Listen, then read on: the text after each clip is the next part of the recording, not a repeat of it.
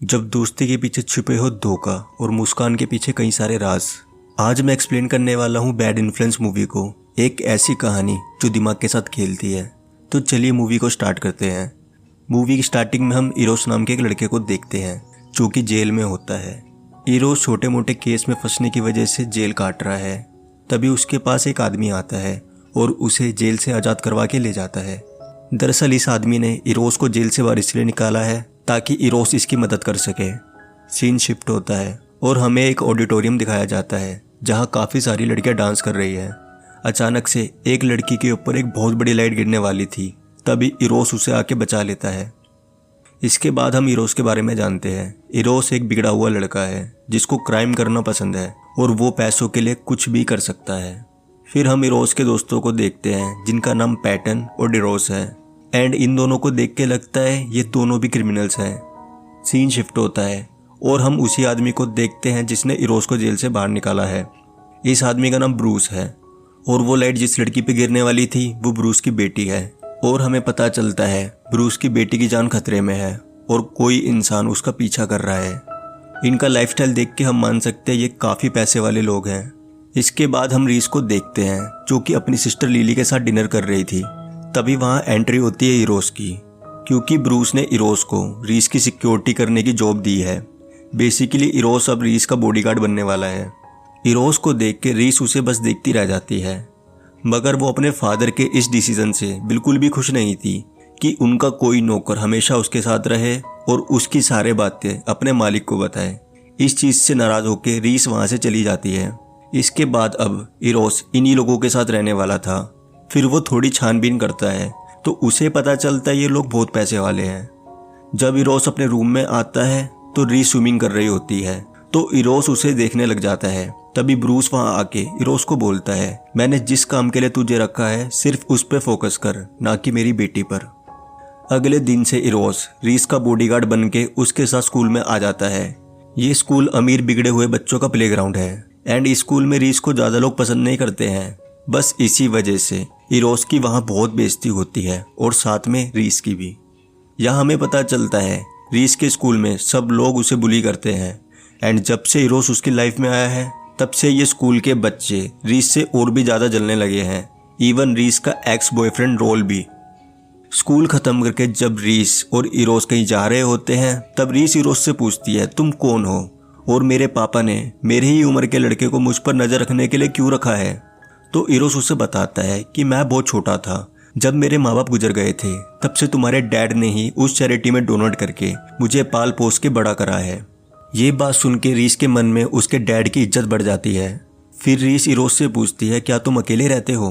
तो इरोस उसे बताता है कि मैं पैटन और डेरोस के साथ रहता हूँ और पहले मैं छोटे मोटे क्राइम करता था, लेकिन मैंने अब क्राइम करना छोड़ दिया है और मैं ये नौकरी इसलिए कर रहा हूँ ताकि साइमन को घर पे वापस ला सकूँ।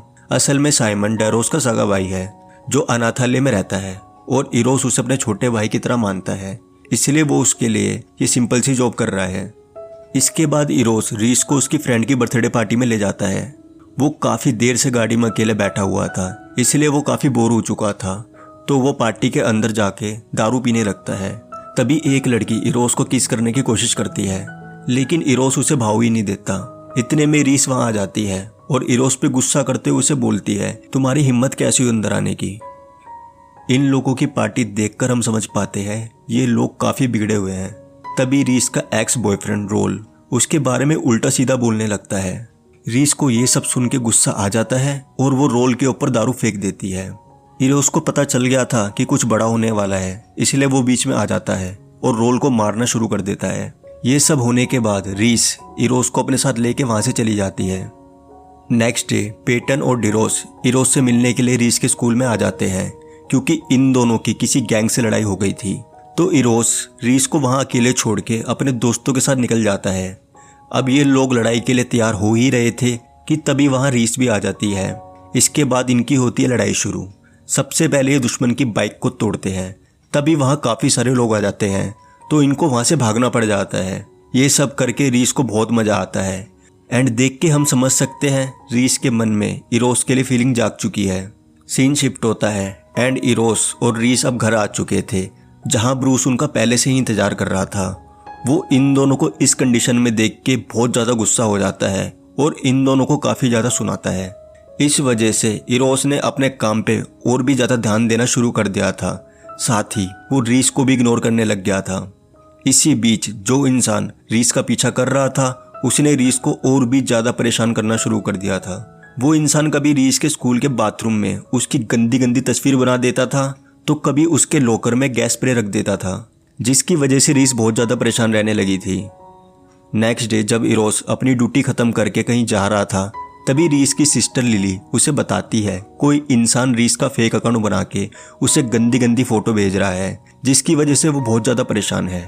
तो इरोस लिली को कहता है चलो मैं तुम्हें एंजॉय करवा के लाता हूँ। इसके बाद रीस और लिली तैयार होके इरोस के साथ एक क्लब में आ जाते हैं जहाँ पेटन और डैरोस पहले से ही आए हुए थे। इस क्लब में आने के बाद रीस को पता चलता है इरोस को यहाँ बहुत सारे लोग जानते हैं, इसी वजह से वो उससे और भी ज़्यादा इम्प्रेस हो गई थी। इसके बाद इन दोनों के बीच में ये सब हो जाता है। अगले कुछ ही दिनों में रीस का बर्थडे था, इसलिए वो डैरोस को अपनी पार्टी में इनवाइट करती है, लेकिन उसके साथ वहाँ पे पेटन भी आ जाती है। इसके बाद ये दोनों पार्टी में गवारों की तरह बिहेव करते हैं और ब्रूस के पर्सनल कमरे में जाके वहाँ छेड़खानी करने लगते हैं। अब तक शाम हो चुकी थी एंड रीस अपने कमरे में कुछ लेने आई थी, तभी उसके कमरे में शीशा तोड़ के एक बॉल आती है जिसमें रीस के लिए धमकी लिखी हुई थी। ये सब देखकर रीस काफ़ी ज़्यादा डर चुकी थी, तो वो ये सारी बातें इरोस को बता देती है, जिससे इरोस समझ जाता है रीस का दुश्मन इसी पार्टी में आया हुआ है, इसीलिए वो सबको वहाँ से जाने के लिए बोल देता है। फिर वो ब्रूस के कमरे में जाके सीसीटीवी चेक करने लगता है, तभी उसे वहाँ एक फ़ोटो मिलती है जिसमें उसके माँ बाप की तस्वीर थी, साथ में ब्रूस की भी। ब्रूस के साथ अपने माँ बाप की तस्वीर को देखकर इरोस को अजीब लगता है, इसलिए वो ये सारी बातें रीस को भी बताता है। ये बात सुन के रीस को भी बहुत अजीब लगता है। फिर आउट ऑफ स्टॉक इनका मूड बन जाता है और इनकी कुश्ती शुरू हो जाती है। ऐसे ही दिन पे दिन रीस को और भी ज़्यादा धमकियाँ मिलने लगती है और उसको पूरा यकीन था ये सब उसका एक्स बॉयफ्रेंड रोल कर रहा है। इसलिए एक दिन वो और इरोस रोल के घर पे छानबीन करने के लिए जाते हैं। अब ये दोनों छानबीन कर ही रहे थे कि कमरे में रोल एक लड़की के साथ आ जाता है, तो इरोस और रीस अलमारी में छुप जाते हैं। तभी रोल और उस लड़की के बीच में कुश्ती होने लग जाती है। उन दोनों को कुश्ती करते हुए देख के इन दोनों का भी मूड बन जाता है, लेकिन तभी वहाँ पर कोई सामान गिर जाता है और रोल को पता चल जाता है कि अलमारी में कोई है। एंड जैसे ही रोल अलमारी के पास आता है तो इरोस और रीस वहाँ से भाग जाते हैं। ये सब करके इन दोनों को बहुत मज़ा आता है एंड घर पे आने के बाद इन दोनों का भी प्रोग्राम शुरू हो जाता है। नेक्स्ट डे जब इरोस और रीस स्कूल जा रहे थे तभी उनकी कार से धुआं आने लगता है और ये दोनों मरते मरते बचते हैं। एंड जैसे ही ये दोनों घर पे वापस आते हैं तब तक ब्रूस भी वापस आ चुका था एंड उसे सब मालूम था जो सब ये दोनों उसके पीठ पीछे किया करते थे। इसी वजह से वो इन दोनों पे बहुत गुस्सा करता है। साथ ही साथ उसने इरोस को भी जॉब से निकाल दिया था। अब इरोस उसे वही फोटो दिखाता है जिसमें ब्रूस उसके माँ बाप के साथ था और उससे पूछता है कि आप इन्हें कैसे जानते हो। तो ब्रूस उसे बोलता है मैं तुम्हारे माँ बाप को इतने करीब से नहीं जानता था, वो तो मेरे रेस्टोरेंट पे कभी कभी खाना खाने के लिए आ जाया करते थे। ब्रूस की यह बात सुन के रीस और इरोस समझ चुके थे कि यह आदमी झूठ बोल रहा है। इसके बाद कहानी में काफ़ी दिन गुजर चुके थे एंड रीस और इरोस ने भी अब मिलना छोड़ दिया था।